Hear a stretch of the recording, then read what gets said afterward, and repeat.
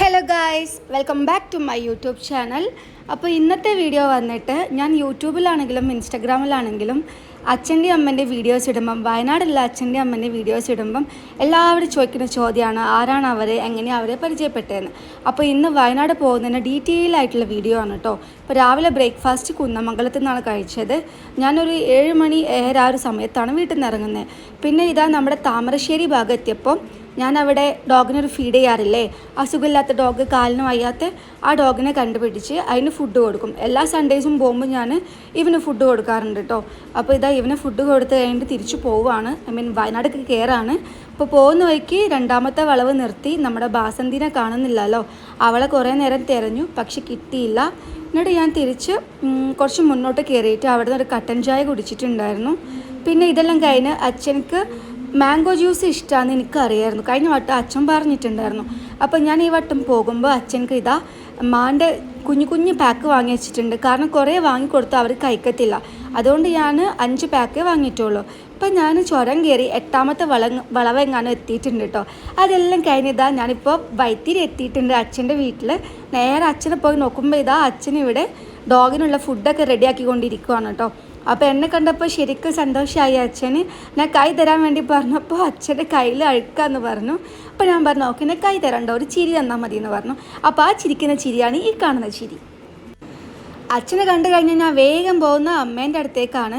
അമ്മേനെ തിരഞ്ഞിങ്ങനെ കവറെടുത്തിട്ട് പോവാണ് കേട്ടോ.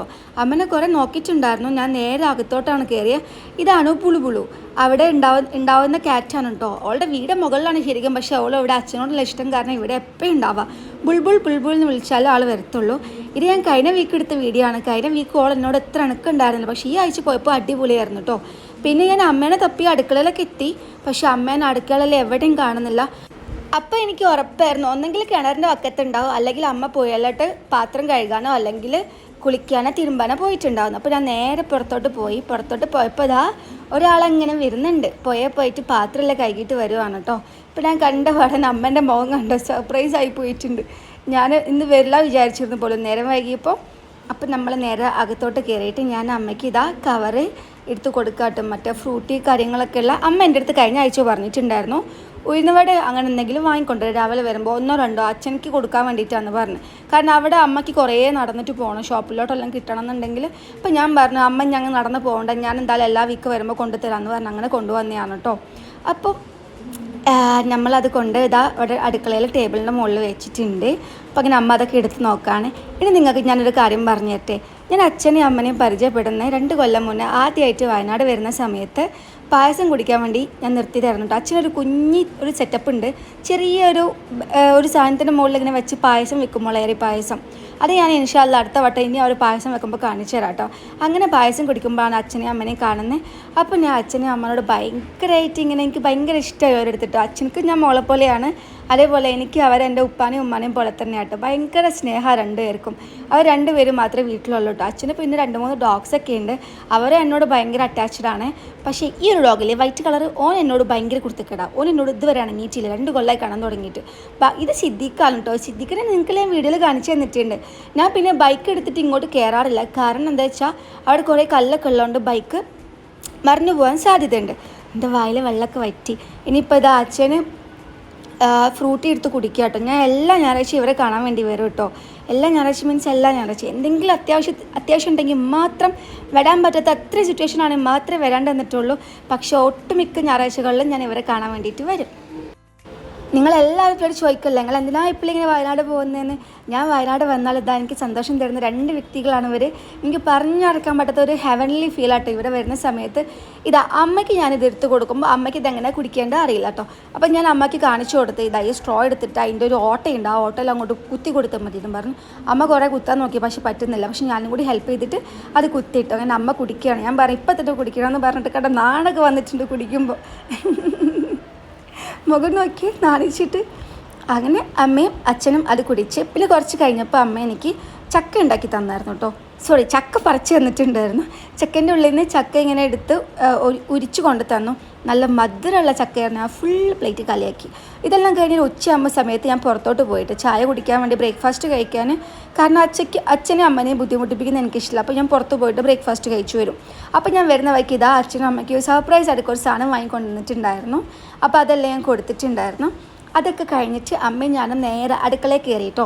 അടുക്കള കയറിയപ്പോൾ അമ്മ എൻ്റെ അടുത്ത് പറഞ്ഞു, ഇന്ന് എന്തായാലും ഇവിടെ നിന്ന് കുറച്ചെങ്കിൽ ചോറ് കഴിക്കണമെന്ന് പറഞ്ഞു. അപ്പോൾ ഞാൻ ഓൾറെഡി ഫുഡ് കഴിച്ചിട്ടാണ് വന്നത്. അപ്പോൾ ഞാൻ പറഞ്ഞു പോവില്ല അമ്മ, എൻ്റെ വയറ് ഫുള്ളെന്ന് പറഞ്ഞു. അപ്പോൾ അമ്മ പറഞ്ഞു കുഴപ്പമില്ല, കുറച്ച് ചോറ് കഴിക്കാമെന്ന് പറഞ്ഞു. അമ്മേൻ്റെ സ്പെഷ്യലായിട്ടുള്ള ചമ്മന്തിയാണിത്. എൻ്റെ ഫേവറേറ്റ് എന്ന് വെച്ചാൽ ഫേവറേറ്റാണ്. ഇതുണ്ടെങ്കിൽ ചോറും ഇതും മാത്രം മതി, വേറെ ഒന്നും ആവശ്യമില്ല. പിന്നെ എനിക്ക് അമ്മ 2 കോഴിമുട്ട പുഴുങ്ങി വെച്ചിട്ടുണ്ടായിരുന്നേ. പിന്നെ അമ്മേൻ്റെ അടുത്ത് കുറച്ച് കുശലാന്വേഷണമൊക്കെ അന്വേഷിച്ചത് ചോറും കറികളൊക്കെ എന്തൊക്കെയാണെന്നൊക്കെ ചോദിച്ച് അച്ഛനക്ക് എന്താ ഉണ്ടാക്കിയെന്നൊക്കെ ചോദിച്ച് കാര്യങ്ങളൊക്കെ നമ്മളിങ്ങനെ സംസാരിച്ചുകൊണ്ടിരിക്കുക കേട്ടോ.